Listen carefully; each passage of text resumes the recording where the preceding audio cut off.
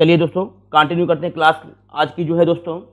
जैसा कि पहला प्रश्न आप लोग देख पा रहे हैं दोस्तों, पहला प्रश्न दिया है कि भारत के संविधान की प्रस्तावना में आपको बताना है कि भारत के संविधान की प्रस्तावना में कितने प्रकार का न्याय, स्वतंत्रता, समानता एवं भ्रातृत्व का उसी क्रम में उल्लेख किया गया है। और यहाँ पर कुछ विकल्प दिए हैं, इन विकल्प में से आपको राइट आंसर का चयन करना है दोस्तों कि राइट आंसर क्या है। फटाफट आप लोग जो भी बच्चे वीडियो में हैं दोस्तों आप लोग कमेंट करें और राइट आंसर बताने का प्रयास करें। चलिए देखते हैं दोस्तों, यानी प्रश्न में पूछा गया है दोस्तों भारतीय संविधान की जो प्रस्तावना है, प्रस्तावना में कितने प्रकार के न्याय, स्वतंत्रता और समानता एवं भ्रातृत्व की बात कही गई। ये जो प्रश्न है दोस्तों, अभी जो यूपीपीसीएस का एग्जाम हुआ था परीक्षा 24 अक्टूबर को, वहां भी ये प्रश्न आया हुआ था दोस्तों, कितने प्रकार की न्याय की बात कही गई थी। और आरओ के एग्जाम में भी ये प्रश्न आया हुआ है दोस्तों। अगर बात करें संविधान की प्रस्तावना में जो न्याय है, यानी संविधान की प्रस्तावना में जो न्याय है, न्याय कितने प्रकार की बात कही गई है, तो जो संविधान की प्रस्तावना है दोस्तों, संविधान की प्रस्तावना में 3 प्रकार के न्याय की बात कही गई है। पहला जो न्याय है आपको पता है दोस्तों कौन सा न्याय है, सामाजिक न्याय है। पहला जो है न्याय है वह सामाजिक न्याय है, और जो दूसरा है वह आर्थिक न्याय है। आप नोट करते चलेंगे दोस्तों, दूसरा क्या है, आर्थिक न्याय है, और जो तीसरा है वह राजनीतिक न्याय है। यानी हम कह सकते हैं कि संविधान की प्रस्तावना में जो है 3 प्रकार के न्याय की बात कही गई है। और अगला पूछा है दोस्तों, क्या पूछा है, स्वतंत्रता। अगर स्वतंत्रता की बात किया जाए, यानी जो संविधान की प्रस्तावना है, संविधान की प्रस्तावना में कितने प्रकार की स्वतंत्रता की बात कही गई है, इसको हम लोग देख लेते हैं दोस्तों। संविधान की जो प्रस्तावना है, संविधान की प्रस्तावना में जो है दोस्तों 5 प्रकार की स्वतंत्रता की बात कही गई है। उसमें जो पहला है दोस्तों, जो पहला है वो है विचार की स्वतंत्रता, विचार। और जो दूसरा है अभिव्यक्ति, विचार, अभिव्यक्ति। एवं जो नेक्स्ट है विश्वास, विश्वास। उसके बाद जो है दोस्तों धर्म है, धर्म। और उसके बाद जो है वो है उपासना। यानी हम कह सकते हैं कि संविधान की प्रस्तावना में दोस्तों जो है 5 प्रकार की बात कही गई है स्वतंत्रता के बारे में। न्याय हो गया दोस्तों 3 हो गया, और जो है स्वतंत्रता 5 हो गई, और समानता पूछा है। समानता जो है कितने प्रकार की समानता की बात कही गई है दोस्तों, तो आपको पता है प्रतिष्ठा एवं अवसर की समानता। यानी जो समानता की बात कही गई है दोस्तों, 2 प्रकार के समानता की बात कही गई है। आप लोग नोट करते चलेंगे दोस्तों, प्रतिष्ठा एवं अवसर की समानता, प्रतिष्ठा एवं अवसर की समानता की बात कही गई है। यानी हम कह सकते हैं कि दोस्तों ये जो प्रश्न है इसका जो राइट आंसर होगा दोस्तों क्या हो जाएगा, बिल्कुल क्या हो जाएगा दोस्तों, 3, 5, 2, 1 हो जाएगा। और जो भ्रातृत्व है, भ्रातृत्व में एक ही बात कही गई, भ्रातृत्व। यानी इसका जो राइट आंसर हो जाएगा दोस्तों 3, 5, 2, 1 हो जाएगा दोस्तों। चलिए इसका जो आंसर हो गया दोस्तों 3, 5, 1, 2 बार आपके कमेंट को चेक कर लेते हैं। बिल्कुल आशीष त्रिवेदी जी जुड़े हुए हैं, बिल्कुल सामाजिक, आर्थिक और राजनीतिक न्याय। चलिए बहुत बढ़िया, बहुत ही बढ़िया, ये इज द राइट आंसर दोस्तों इसका हो जाएगा। चलिए अगले प्रश्न का हम लोग मूल्यांकन करते हैं दोस्तों। अगले प्रश्न में कहा जा रहा है कि सर्वप्रथम जो है, सर्वप्रथम संसदात्मक सरकार किस देश में आरंभ की गई है। और यहाँ पर कुछ विकल्प दिए हैं।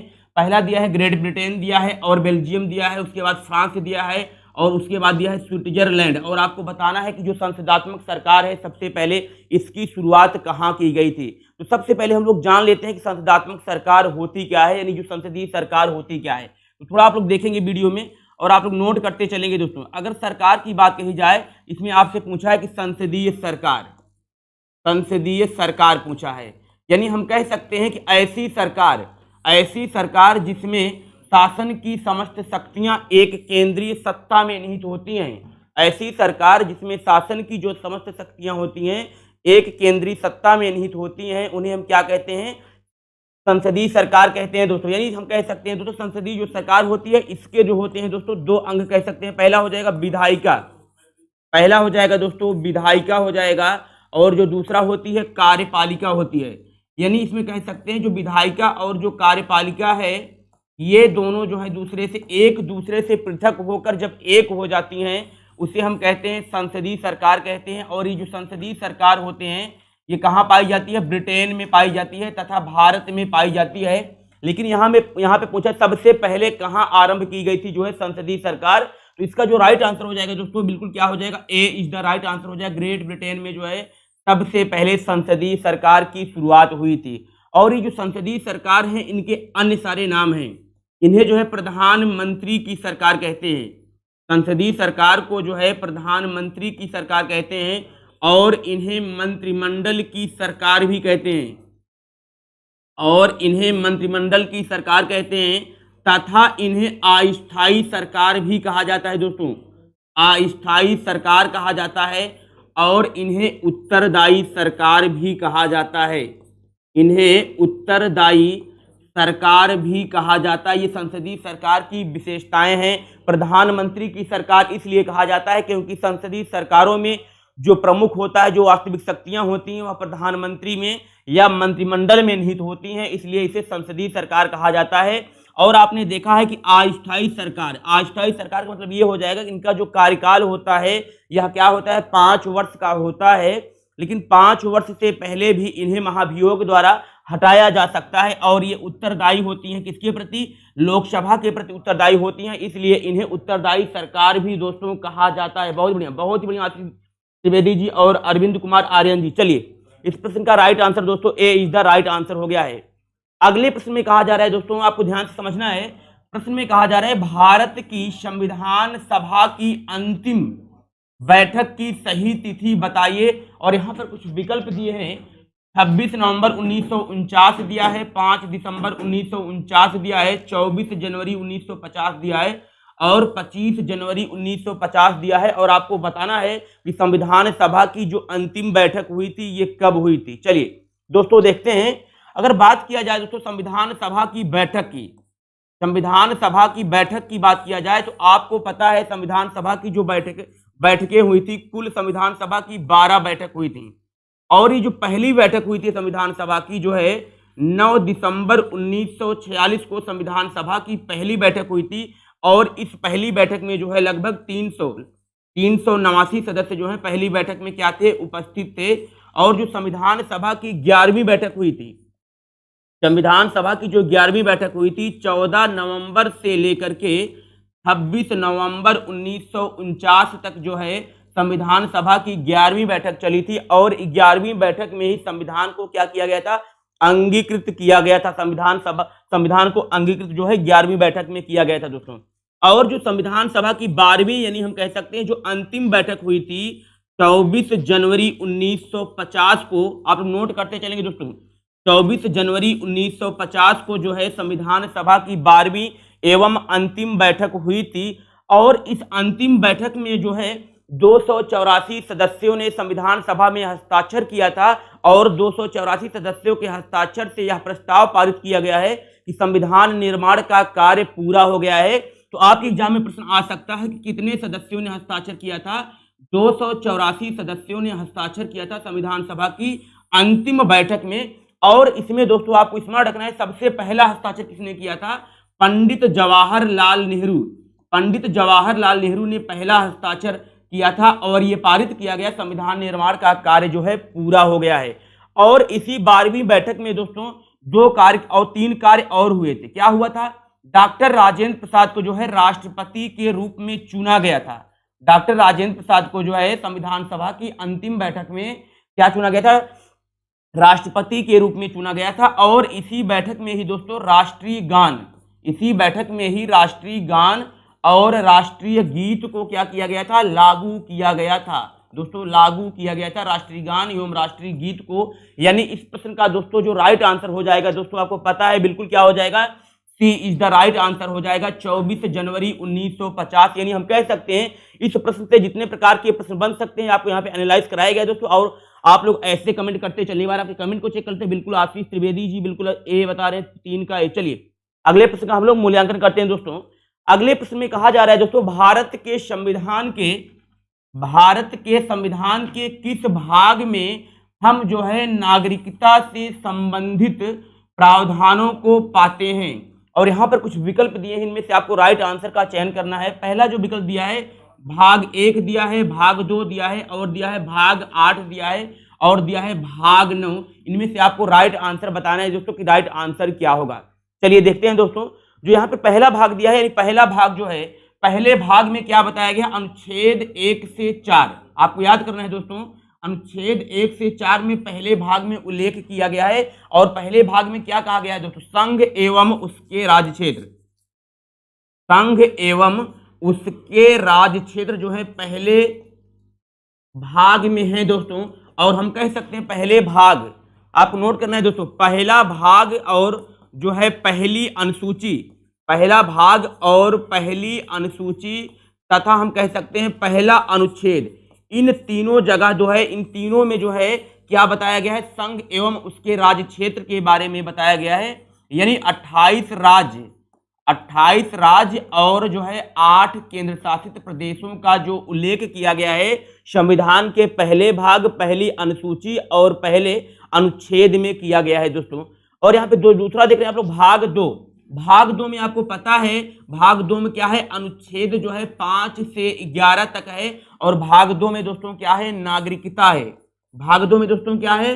नागरिकता है। और यहाँ पे जैसा तीसरा ऑप्शन देख रहे हैं आप लोग, भाग 8 दिया है। तो आपको पता है दोस्तों भाग 8 में का जो उल्लेख किया गया है भारतीय संविधान के अनुच्छेद जो है 239 से 242 में भाग जो है 8 का उल्लेख किया गया है। और भाग 8 में क्या है? संघ राज्य क्षेत्र, जिसे हम दोस्तों कहते हैं केंद्र शासित प्रदेश। केंद्र शासित प्रदेश आप लोग नोट करते चलेंगे, महत्वपूर्ण जो बातें हैं दोस्तों। और भारतीय संविधान का जो भाग 9 है दोस्तों, भाग 9 में क्या बताया गया है? पंचायत के बारे में बताया गया है। यानी हम कह सकते हैं स्थानीय स्वशासन के बारे में बताया गया है दोस्तों। यानी इस प्रश्न का दोस्तों जो राइट आंसर हो जाएगा दोस्तों, बिल्कुल आपको पता है दोस्तों, B is the right answer हो जाएगा। B is the right answer हो जाएगा दोस्तों। एक बार आपके कमेंट को चेक कर लेते हैं। बिल्कुल, चलिए आशीष त्रिवेदी जी ने लगातार कमेंट करे, आप लोग कमेंट करते चले दोस्तों और आप लोग राइट आंसर दोस्तों बताते चले। चलिए अगले प्रश्न का हम लोग मूल्यांकन करते हैं दोस्तों। जैसा कि आप लोग देख पा रहे हैं दोस्तों, अगले प्रश्न में कहा जा रहा है कि राज्य के नीति निदेशक तत्व जो है सहज अध्ययन के लिए निम्न में से कौन से भागों में विभाजित किए जा सकते हैं? जो डीपीएसपी हैं इनको जो है कितने पार्ट में डिवाइड किया जा सकता है? और यहाँ पर कुछ विकल्प दिए हैं दोस्तों। पहला दिया है समाजवादी दिया है, दूसरा दिया है उदार बौद्धिकतावादी दिया है, और तीसरा दिया है गांधीवादी दिया है, और दिया है उपरोक्त सभी। और आप लोग को कमेंट करके बताना है दोस्तों राइट आंसर क्या होगा। दोस्तों बिल्कुल आपको सब कुछ आ रहा है, लेकिन इस प्रश्न से जो है कितने प्रकार के प्रश्न जो है आपके एग्जाम में पूछे जा सकते हैं उसका हम लोग एनालाइज करेंगे दोस्तों। अगर बात किया जाए डीपीएसपी यानी जो राज्य के जो नीति निदेशक सिद्धांत हैं, इनकी प्रकृति के बारे में बात किया जाए दोस्तों, इनकी प्रकृति क्या है तो आप लोग नोट करते चलेंगे दोस्तों। इनकी जो प्रकृति है वो दोस्तों हो सकती 3 प्रकार की इनकी प्रकृति है दोस्तों। पहला क्या है? जो पहला है दोस्तों इसमें है सामाजिक एवं आर्थिक न्याय। पहला जो है दोस्तों इसमें क्या बताया गया है? सामाजिक एवं आर्थिक न्याय।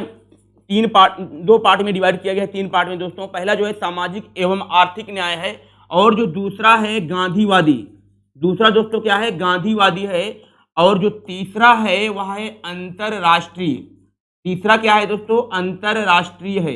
यानी अब ये प्रश्न बनता है दोस्तों सामाजिक एवं आर्थिक न्याय जो है इसमें जो है किस किस आर्टिकल का उल्लेख किया गया है दोस्तों। यानी जो सामाजिक एवं आर्थिक न्याय है दोस्तों इसमें जो है आर्टिकल जो है 39, 41, 42 और 48 जो है इन 4 आर्टिकलों का जो संबंध है सामाजिक एवं जो है आर्थिक या सामाजिक एवं कल्याणकारी कार्य से है दोस्तों। और जो अगला दिया है गांधीवादी।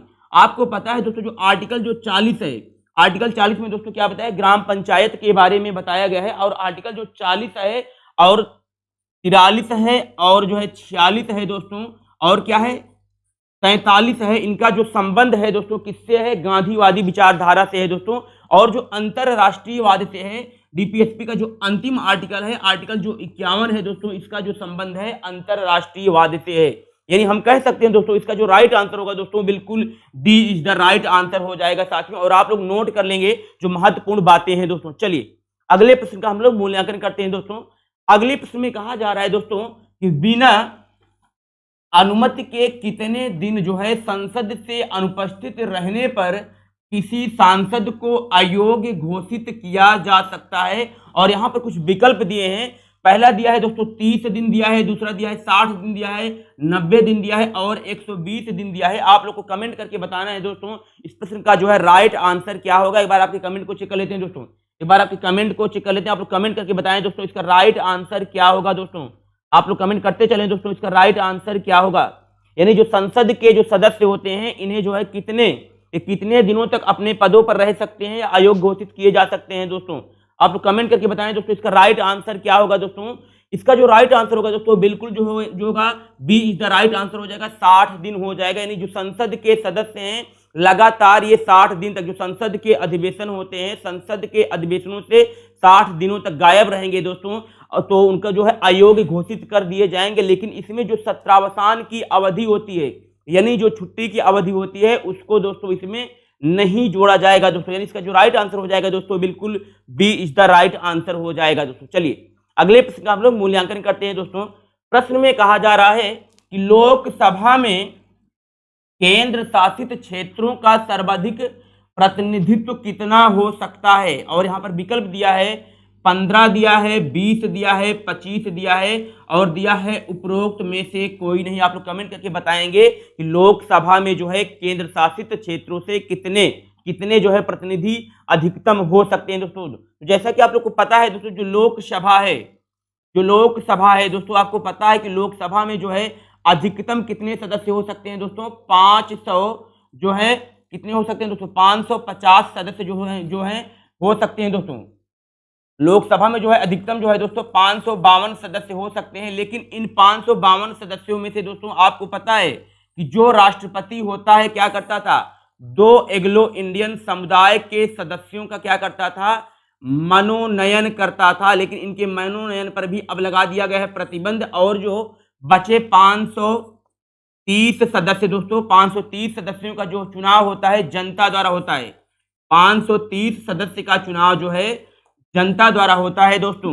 और ये जो 530 सदस्य हैं दोस्तों, इनमें से आपको नोट करते चलना है कि जो है 500 जो 30 सदस्य हैं दोस्तों, और यहाँ पे दोस्तों 500 जो है 50 सदस्य होगा। अब इन 550 सदस्यों में से दोस्तों आपको पता है कि 530 सदस्य कहां से होते हैं दोस्तों, राज्य से होते हैं, और जो है जो 20 सदस्य होते हैं दोस्तों कहां से होते हैं, केंद्र शासित प्रदेशों से होते हैं, यूनियन टेरिटरीज से होते हैं। यानी इस प्रश्न का जो है राइट आंसर दोस्तों क्या हो जाएगा, B is the right answer हो जाएगा। 20 सदस्य जो है केंद्र शासित प्रदेशों से होते हैं, और वर्तमान में दोस्तों जो है 13 सदस्य हैं। वर्तमान में जो है 13 सदस्य ही हैं। और जो लोकसभा है दोस्तों, लोकसभा की जो वर्तमान सदस्य संख्या है दोस्तों कितनी है, 545 है दोस्तों। और जो एंग्लो इंडियन 2 समुदाय के प्रतिनिधि होते थे, इनके मनोनयन पर दोस्तों क्या लगा दिया गया है, प्रतिबंध लगा दिया गया है। और इस प्रश्न का जो है राइट आंसर दोस्तों B is the right answer हो जाएगा। आप लोग कमेंट करते चलिए। बहुत बढ़िया, सत्या वाजपेयी जी, आशीष त्रिवेदी जी, चलिए 543, बहुत बढ़िया। चलिए अगले प्रश्न का दोस्तों हम लोग मूल्यांकन करते हैं दोस्तों। अगले प्रश्न में कहा जा रहा है दोस्तों,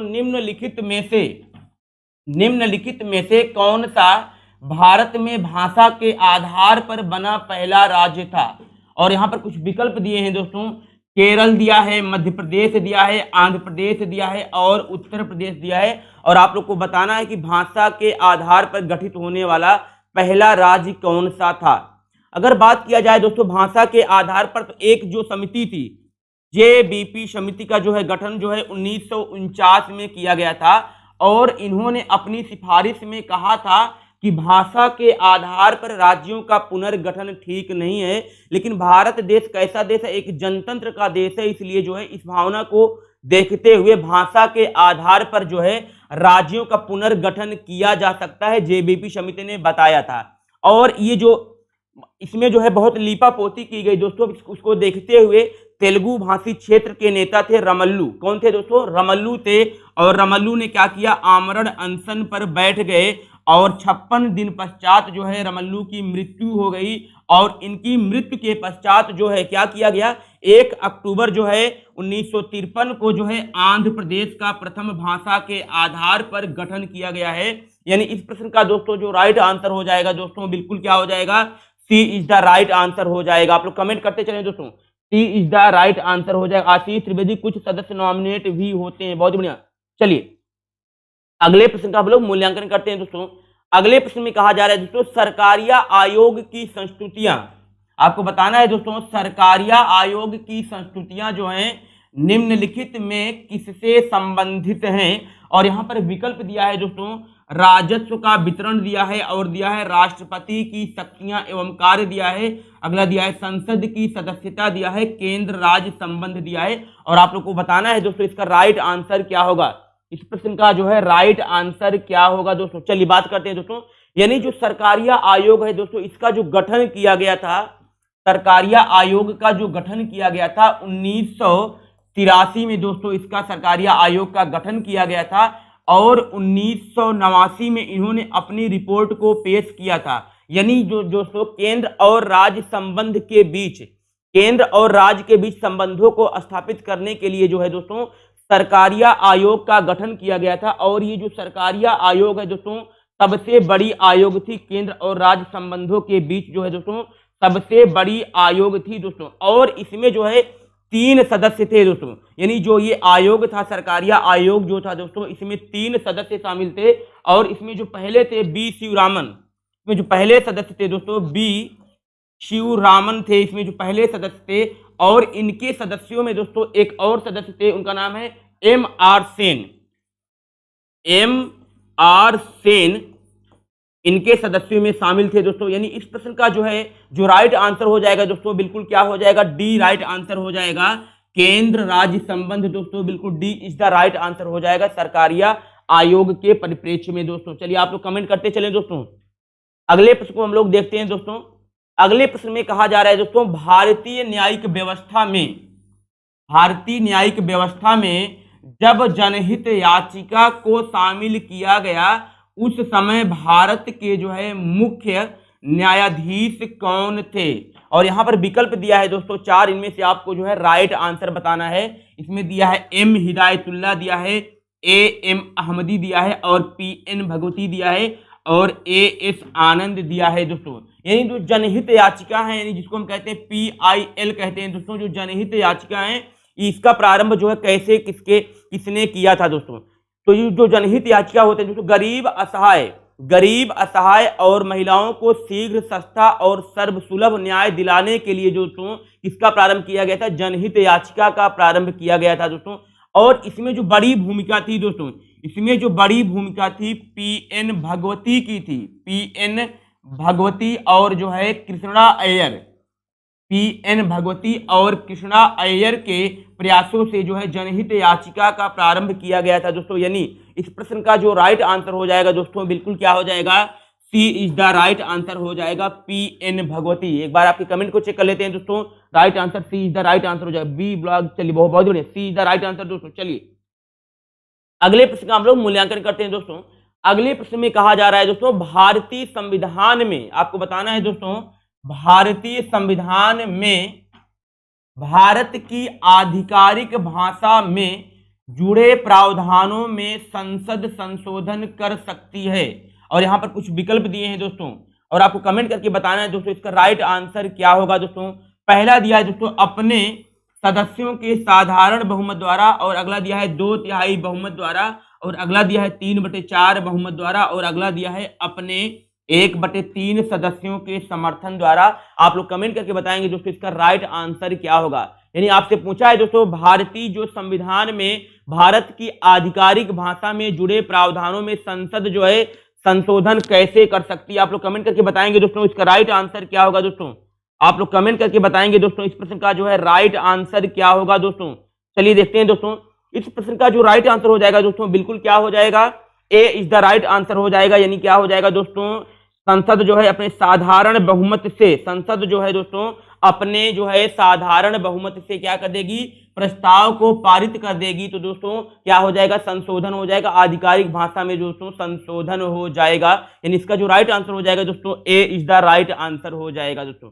और अगले प्रश्न में कहा जा रहा है दोस्तों, निम्नलिखित करों में कौन सा कर जो है ग्राम पंचायतों द्वारा लगाया जाता है। और यहाँ पर विकल्प दिया है दोस्तों, विक्रय कर दिया है, और दिया है भू राजस्व कर दिया है, और दिया है स्थानीय मेलों पर कर दिया है, और दिया है उपर्युक्त में से कोई नहीं। और आप लोग को बताना है दोस्तों ग्राम पंचायत द्वारा लगाया जाने वाला कर कौन सा है दोस्तों। आप लोग कमेंट करके बताएंगे राइट आंसर क्या होगा दोस्तों।